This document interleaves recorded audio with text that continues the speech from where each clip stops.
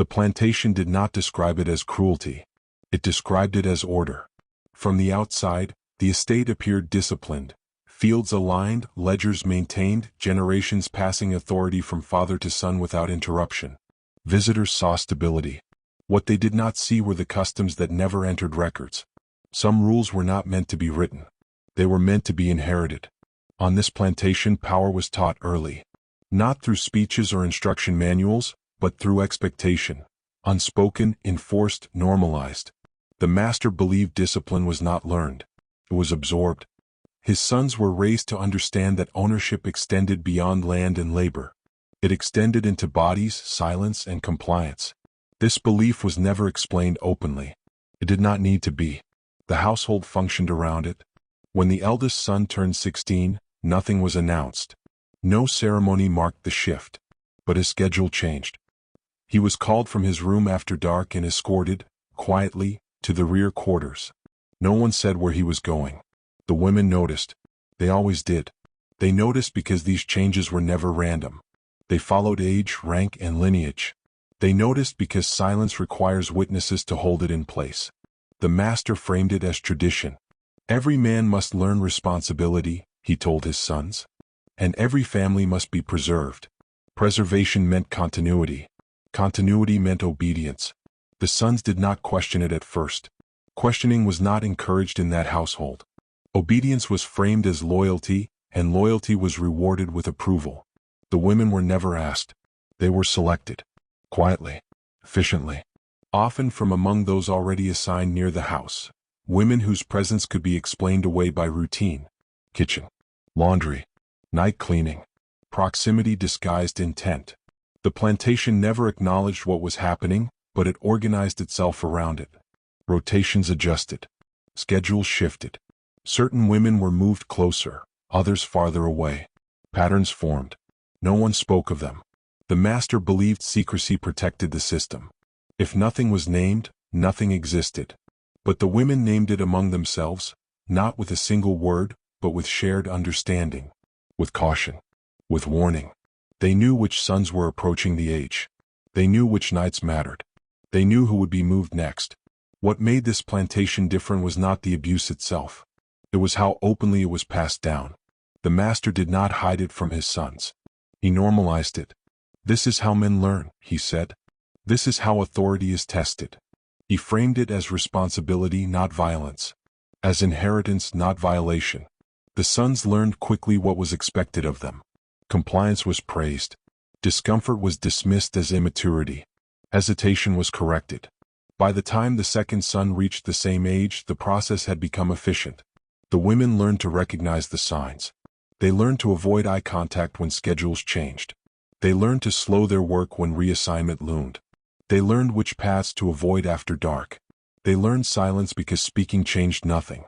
The plantation's power did not depend on secrecy alone. It depended on acceptance. Acceptance was enforced not only through fear, but through repetition. When something happens again and again without consequence, it begins to feel inevitable. That inevitability was the master's greatest weapon. The sons grew into men who did not question their role. They learned that authority meant entitlement, and entitlement meant silence from others. But something else grew alongside that lesson. Unease. Not all sons absorbed the tradition the same way. The youngest noticed things his brothers did not, or pretended not to. He noticed the way women avoided certain rooms. The way conversations stopped when he entered. The way his father never spoke of it in daylight. He noticed the contradiction between what was preached, discipline, order, morality, and what was practiced at night. He did not name it, but it unsettled him. The master sensed this. Tradition depends on belief. Belief must be reinforced. He began to speak more often of legacy. This land survives because men before you did what was necessary, he said. You will do the same. Necessary was a word that carried weight. Necessary justified everything. The plantation structure supported this logic. There were no witnesses who could testify. No records that could contradict. No voices allowed to challenge. The women who bore the consequences were absorbed back into routine. Pregnancies were explained away. Children were assigned classifications that suited the system. Everything had a place. Everything was managed. And yet, something began to fracture. Not loudly, not visibly, but persistently. The women began remembering differently. They remembered which sons hesitated, which avoided the practice, which followed it with discomfort rather than entitlement. They remembered who enforced tradition eagerly, and who did so because refusal felt impossible. Memory became a form of quiet resistance. The master underestimated memory. He believed tradition endured because it was strong. He did not consider that it endured because it was unchallenged. As long as silence held, the system functioned. But silence, once observed, can change meaning. One evening, a woman reassigned from the laundry did not appear for night duty. No one announced her absence. But it was noticed. The next morning, her tasks were redistributed without explanation. That too was noticed. The plantation continued, but its certainty thinned. The sons were older now. The tradition was no longer new. Repetition had dulled its edges, but not its consequences. And the master, sensing a shift he could not name, tightened control. He insisted more strongly. He framed dissent as weakness. He reminded his sons that tradition did not ask permission. What he did not see was that belief was already weakening. Not rebellion. Awareness. And awareness changes inheritance. Because traditions that survive unquestioned do not prepare for scrutiny. They assume continuity. They assume silence will last forever. The master was wrong. Inheritance had always been described as privilege. Land. Name. Authority. The sons were told that everything before them existed because men like them had maintained order without question. That the past did not need examination, only continuation. But inheritance, when lived rather than spoken about, carries weight. And weight reveals cracks. The second son carried it differently than his brothers. He had followed the pattern because deviation was unthinkable. Because refusal carried consequences he could not yet name. Because tradition, when framed as obligation, leaves little room for choice. But repetition did not numb him. It sharpened his awareness. He began noticing how carefully the nights were arranged, how no one spoke of them the following morning, how women returned to their work without comment, how the household moved forward as if nothing had occurred. The effort required to maintain that normalcy unsettled him. Power, he realized, should not require this much silence. He noticed how his father never lingered after issuing instructions, how the overseer avoided direct explanations, how servants were reassigned without justification. The system worked because no one asked why. That question, why, began forming quietly in his mind. He did not voice it. He understood the cost of questions. Instead, he hesitated. Hesitation was subtle. A delay before following an order. A preference for remaining in common areas rather than retreating after dark. An insistence on plausible tasks when schedules shifted. No confrontation. Just resistance disguised as compliance. The plantation noticed. Traditions depend on consistency. When consistency breaks, even slightly, authority tightens. The master spoke to him privately. "You're falling behind," he said, not unkindly. "Men your age should not be uncertain." Uncertainty was framed as weakness. The son nodded. He did not argue. But he did not adjust. That worried the master more than rebellion would have. Rebellion can be punished, corrected, removed. Hesitation spreads. The women noticed it too. They noticed when he avoided certain paths, when he redirected tasks, when reassigned women were returned quietly to their previous duties. Nothing was explained. But explanation was no longer required. Memory had begun connecting patterns. The women understood that this son did not act like the others. That he followed tradition because he had to, not because he believed in it. That distinction mattered. Because belief sustains systems. Obligation erodes them. The master began reinforcing tradition more openly. He spoke of duty at the dinner table, of lineage, of how fragile order was without discipline. His older sons listened with practiced indifference. The second son listened differently. He heard fear beneath the words. Fear that tradition no longer justified itself. Fear that inheritance was no longer accepted without examination. The master increased oversight. Night movements were monitored more closely. Reassignments required approval.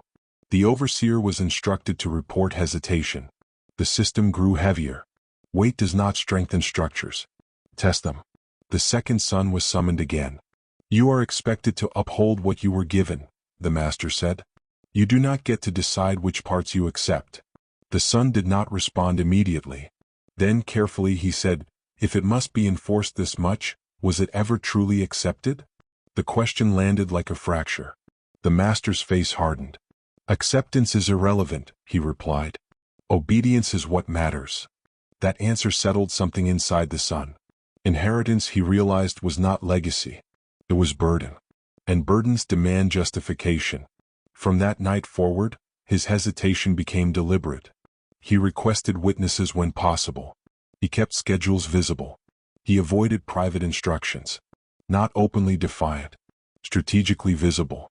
Visibility disrupts silence. The women adjusted again. They moved differently when he was present. They spoke a little more freely, still guarded but less constrained. They shared information quietly, trusting that what was seen could not be easily denied. The plantation felt the shift. The master responded by invoking tradition more aggressively. "This is how it has always been," he said often. But repetition could not restore belief. The sons began noticing each other. The eldest dismissed the hesitation as immaturity. The youngest observed it with curiosity. Something unspoken passed between them. Tradition had always flowed downward, unquestioned. Now it was being examined sideways. The master did not anticipate this. He believed tradition collapsed only when challenged openly. He did not understand that systems weaken when participants comply without belief. Because belief is what turns obligation into identity. Without it, tradition becomes performance. And performance requires audience. The plantation had an audience now. Not outsiders. Participants. Those who had been forced into silence were now watching authority reveal its dependence on it. The women watched. The sons watched. Even the overseer began noticing contradictions. Orders changed. Instructions overlapped. Justifications thinned. Force increased, but confidence did not. Inheritance had become visible as burden. And burdens, once named internally, do not disappear. They press back. Understanding changes things quietly. It does not announce itself. It does not demand action immediately. It settles first, reshaping how people listen, how they wait, how they decide when to speak and when not to. For years, silence on the plantation had been imposed. Now it was being examined. The second son understood this before he understood anything else. Silence was not empty. It was an agreement. And agreements could be revised. He began to notice how often silence was used to protect others rather than the system itself. How women remained quiet not because they accepted what happened, but because speaking had never offered safety. Silence had been survival. But survival does not mean consent. Once that distinction formed in his mind, the tradition he had inherited could no longer sit unquestioned. He stopped framing his discomfort as personal weakness. He began seeing it as evidence. The women, meanwhile, had reached a similar understanding, though by a different path. They had always known silence was strategic. What changed was the realization that silence could be shared, shaped, and withdrawn. They began to speak, not openly, not recklessly, but intentionally. Information moved in fragments. A reassignment mentioned before it happened. A warning passed along without explanation. A reminder of who could be trusted nearby and who could not. These were not acts of rebellion. They were acts of coordination. And coordination alters power. The second son became aware of this shift slowly. Not because anyone told him directly, but because behavior changed around him. Women lingered slightly longer in shared spaces. Tasks were negotiated instead of assigned automatically. Eye contact lasted a moment longer than before. Nothing dramatic, but unmistakable. He realized then that silence had already been renegotiated, just not verbally. The plantation still functioned, but it functioned differently. Authority still existed, but it was no longer assumed to be all-seeing. That realization was dangerous. Not because it invited confrontation, but because it made pretense unnecessary. The master sensed something slipping. He noticed that instructions required repetition. That compliance was slower, more deliberate. That the household no longer moved as one unquestioning body. He blamed softness. He blamed influence. He blamed the son who hesitated. What he did not consider was that understanding had spread beyond individuals. It had become collective. The second son made a decision that surprised even himself. He stopped accepting private instructions after dark. Not refusing them. Redirecting them. He asked for clarification during the day. He insisted on written schedules. He claimed confusion where secrecy once operated smoothly. These requests were framed as diligence. They were, in truth, disruption. Silence depends on isolation. Visibility dissolves it. The master corrected him once, then twice. By the third time, irritation crept into his voice. "You are overcomplicating things," he said. The son responded calmly. "I'm ensuring consistency." Consistency. A word the plantation prized. The women noticed how often that word was used now, how often it failed to resolve anything. They began making decisions of their own. Not loud ones. Small ones. Who slept where? Who worked together? Who stayed visible after sunset? Who avoided certain areas without explanation? They did not challenge authority directly. They rearranged themselves around it. The plantation reacted by attempting to restore old patterns. Reassignments were ordered abruptly. Guards were instructed to be more present. The overseer was told to monitor behavior closely. But monitoring requires clarity, and clarity was slipping. The more the plantation attempted to reassert control, the more it exposed how much control depended on cooperation. Cooperation was no longer automatic. It was conditional. The second son realized that his role was no longer to obey or rebel, but to delay. Delay created space. Space allowed choices. He delayed approvals. He delayed confirmations. He delayed explanations. In those pauses, women adjusted. They anticipated moves. They positioned themselves near witnesses. They avoided isolation. The plantation became inefficient. Inefficiency unsettles systems built on precision. The master grew angrier. Anger replaces certainty when authority is threatened. He accused his son of undermining tradition. "You are weakening what was given to you," he said. The son answered quietly, "I'm seeing it clearly." That was the moment understanding became decision. Not defiance. Refusal to pretend. The women understood that moment without being present. They felt it in how orders softened, in how schedules loosened, in how threats were implied rather than delivered. Power was recalibrating. And recalibration creates instability. Silence was no longer something the plantation controlled.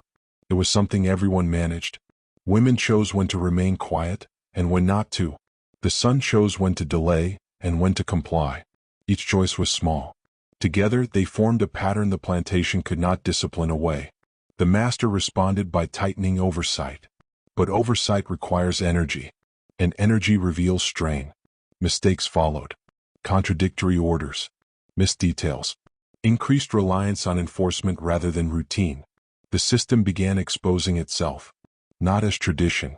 As maintenance. And maintenance requires participation. That participation was no longer guaranteed. Silence had become negotiable. Not abandoned. Negotiated. And negotiated silence is power redistributed. The plantation still stood. Its rules still existed. But they no longer moved unchallenged through those who lived under them. Something had shifted permanently. Understanding had turned into decision. And decision, once shared, even quietly, cannot be reversed. The plantation did not respond immediately. It rarely did. Sudden reactions suggested weakness, and weakness was something the master believed could be sensed long before it was proven. Instead, he watched. He allowed patterns to continue just long enough to confirm that what he felt was not imagination. Invisible resistance is the hardest to confront. There were no shouted refusals. No broken rules that could be punished publicly. No single person to isolate and remove. What unsettled the plantation was not defiance, but coordination without command. Work was still completed, but not with the same unquestioning rhythm. Night routines continued, but they no longer produced the same isolation. Reassignments were acknowledged, but they were no longer absorbed silently. Everything functioned. Nothing obeyed automatically. The master summoned the overseer. "Things are slowing," he said. The overseer hesitated. "They're still compliant." "That's not the same," the master replied. "Compliance that requires monitoring is not obedience." The plantation's first response was visibility. Lanterns were ordered to remain lit later into the night. Guards were repositioned, not outward toward the fields but inward, closer to the quarters. Movement after dark was tracked more deliberately. This was meant to intimidate. Instead, it clarified. The women noticed how quickly authority stepped closer when its reach weakened. They noticed how presence replaced trust. They adjusted again. They moved in pairs. They remained near shared spaces. They ensured witnesses without calling attention to them. Quiet coordination adapted faster than control. The second son was instructed to oversee night assignments personally. It was framed as responsibility. It was surveillance. He understood the intention immediately. Rather than resist, he complied visibly. He documented schedules. He asked for confirmations. He kept doors open longer than necessary. He positioned himself where his presence created observation rather than privacy. The master noticed. "You are drawing attention," he warned. The son replied calmly, "You asked for oversight. Oversight is not control. It exposes what control relies on." The plantation escalated. Unannounced inspections began. Cabins were entered without warning. Women were questioned about routines, about who spoke to whom, about what they noticed. Nothing was found. That absence frustrated the overseer. "You're hiding something," he accused. The women lowered their eyes. They had always lowered their eyes. But now that gesture no longer signaled submission. It signaled refusal to provide clarity. The master authorized a removal, not punishment. A message. A woman was reassigned abruptly and taken from the quarters before dawn. No explanation was offered. Her tasks were redistributed without acknowledgement. The plantation expected silence to follow. Instead, it found awareness. By midday, the absence was known. By evening, behavior had shifted. Work slowed in subtle ways. Tasks overlapped unnecessarily. Instructions were repeated as if misunderstood. The plantation responded with force. Public correction. Raised voices. Tightened schedules. But force requires precision. And precision was slipping. The women were no longer isolated individuals. They were an observing collective. They noticed which guards hesitated, which avoided certain orders, which enforced rules unevenly. They noticed who feared being seen. The second son noticed it too. He noticed the master speaking less publicly. He noticed orders passing through intermediaries. He noticed authority retreating into private rooms. Control was no longer confident. It was reactive. The plantation's response reached its turning point during a night inspection that did not go as planned. The master himself appeared, unexpected, lantern in hand. His presence was meant to restore certainty. Instead, it revealed desperation. He stood at the edge of the quarters, surveying faces that did not scatter as before. They remained still, watching, not defiant. "Where?" The master spoke sharply. "Return to your places." They did. But slowly. That slowness mattered. For the first time, authority was obeyed without urgency. The master felt it. Control depends on speed, on immediate response. Delay creates doubt. That night, he confronted his son. "You've allowed this," he said. "Your hesitation has infected the household." The son did not deny it. He said simply, "They see what's happening." "What's happening," the master snapped, "is disorder." The son met his gaze. "What's happening is visibility." That word lingered. Visibility. The plantation had survived on invisibility, on customs that existed only in the absence of scrutiny. Now scrutiny had arrived. Not from outside. From within. The master made his decision. Force would no longer be subtle. Orders were issued openly. Oversight was centralized. Punishments were no longer disguised as routine. Control stepped fully into the light. And in doing so, it revealed itself. The women understood immediately. This was not strength. This was exposure. Systems built on silence do not withstand illumination. Every action now had witnesses. Every removal raised questions. Every order required justification. The plantation could still punish. But it could no longer pretend. Quiet coordination had forced authority to show its shape and its limits. And once power is seen clearly, it cannot return to myth. What force could not restore. Exposure altered the plantation in ways punishment never could. Outwardly, authority tightened. Orders were clearer. Oversight more visible. The master believed that clarity would restore obedience, that once everyone understood who was in control, uncertainty would dissolve. But uncertainty had already taken root. And roots do not respond to commands. Force was applied methodically. Tasks were reassigned with less explanation and more urgency. Infractions that once passed unnoticed were corrected publicly. The overseer's presence became constant, his voice sharper, his patience thinner. The intention was fear. The effect was attention. People began watching the plantation itself, its rhythms, its contradictions, its strain. They noticed how often instructions changed, how quickly authority reversed itself, how decisions once made quietly now required justification. Power had become performative. Performance exhausts those who rely on it. The women adjusted again, not by resisting openly but by refining their coordination. They worked closer together. They shared responsibilities intentionally. They ensured that no one moved alone without reason. The plantation attempted division. Certain women were offered marginal privileges. Lighter tasks, proximity to the house, implied favor. Others were reassigned suddenly, separated from familiar routines. It did not work. Division requires secrecy. Secrecy no longer belonged to those in control. Information traveled quickly, not loudly, not dramatically, but efficiently. A change in schedule was known before it occurred. A guard's hesitation was noted. An order that conflicted with another was remembered. Force could correct behavior. It could not erase understanding. The second son observed the unraveling with a clarity that surprised him. He had expected confrontation, perhaps even removal. Instead, he witnessed erosion. Authority did not collapse. It thinned. Meetings lasted longer. Decisions stalled. Orders were issued, revised, then issued again. Confidence drained from routine. The master sensed this loss more acutely than anyone else. He responded by invoking tradition more frequently. "This has always worked," he insisted. "This land exists because order is maintained. But tradition, once exposed, loses its power to explain itself." The sons listened differently now. The eldest grew defensive. He enforced rules more aggressively, compensating for doubt with volume. The youngest observed silently, absorbing lessons the master never intended to teach. And the second son, he delayed. Delay became his method. He delayed confirmations.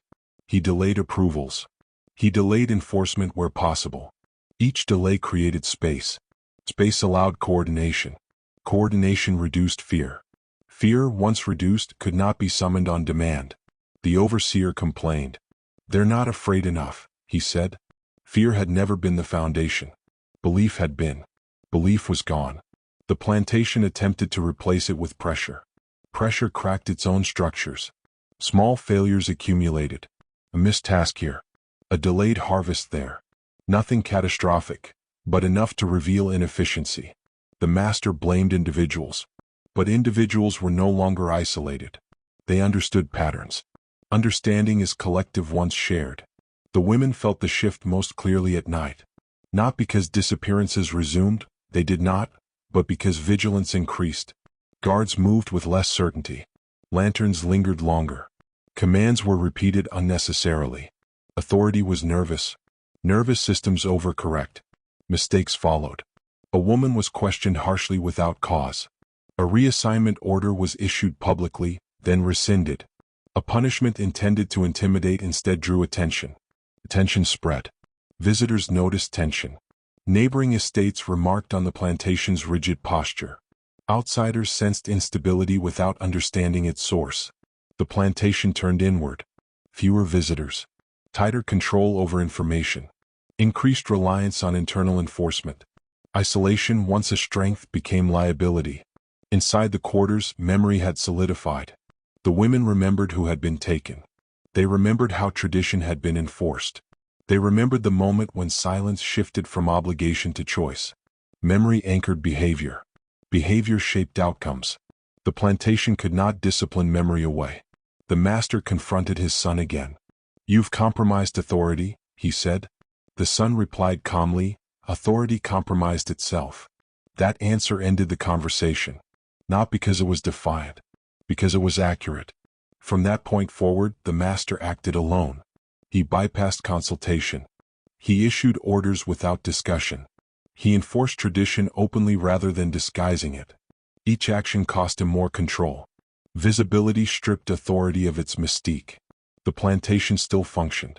But it functioned inefficiently, defensively, reactively. Force failed to restore what had been understood. Because understanding does not require agreement to persist. It only requires recognition. The women continued working, continued coordinating, continued surviving. They did not celebrate progress. They prepared for consequence. Because power rarely relinquishes control without attempting to reclaim it. But something irreversible had occurred. The plantation no longer believed itself invisible. And those beneath it no longer believed silence was mandatory. The unraveling was quiet. It did not announce itself. It showed up in hesitation, in delays, in the absence of certainty. The master had maintained order for decades through unspoken rules. Now those rules required explanation. Explanation weakened them. Force could not restore belief. And belief, once gone, does not return simply because it is demanded. The plantation had lost its most essential resource. Not labor, not land, but unquestioned authority. What outlasted control? The plantation did not fall all at once. There was no final confrontation, no single moment that marked its undoing. Instead, it continued, season after season, functioning just well enough to survive, just poorly enough to reveal what it had lost. Outwardly, order remained. Fields were planted. Ledgers were balanced. Authority still spoke in the familiar language of command. But beneath that surface, something essential had shifted. The master discovered that exposure was not the danger he had once feared. Exposure could be managed, contained, explained away. What he could not contain was what followed it. Memory. Memory did not announce itself. It did not require proof. It moved quietly through daily life, shaping choices without demanding acknowledgement. The women carried it first.